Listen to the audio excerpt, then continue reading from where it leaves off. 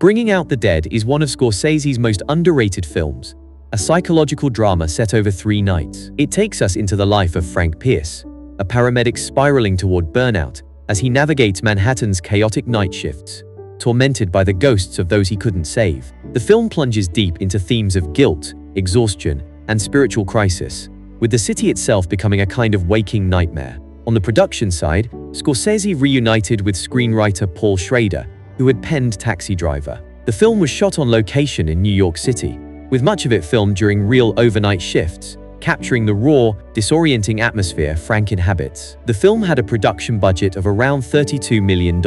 At the box office, it earned a disappointing $16 million worldwide, making it one of Scorsese's rare financial disappointments. However, it did find some life on home video sales and cable television, but even with those additional revenues, it never came close to recouping its production and marketing costs. By industry standards, Bringing Out the Dead is considered a commercial disappointment, a passion project that didn't resonate with mainstream audiences. What concerned me the most was we're dealing with a subject that at first glance you'd say is may be repellent to the viewer.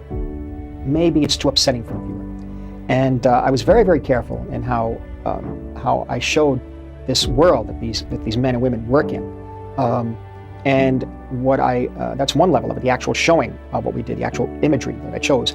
But the other thing was working it all through the eyes of Frank Pierce, the young man played by Nick Cage, who's undergoing this crisis in his life.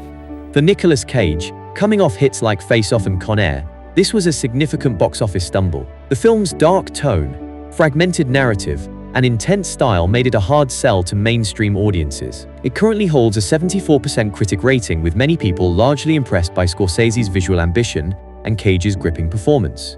But many felt the film was too bleak, emotionally draining, and narratively unfocused, leaving many audiences disconnected. Although Bringing Out the Dead may not have found its audience at the box office, but it showed Scorsese was still willing to take creative risks, even if they didn't always pay off financially. And just a few years later, he would return with his biggest, most ambitious project yet. If you enjoyed this clip, you can watch the full breakdown on our main channel or keep the binge going with the next clip.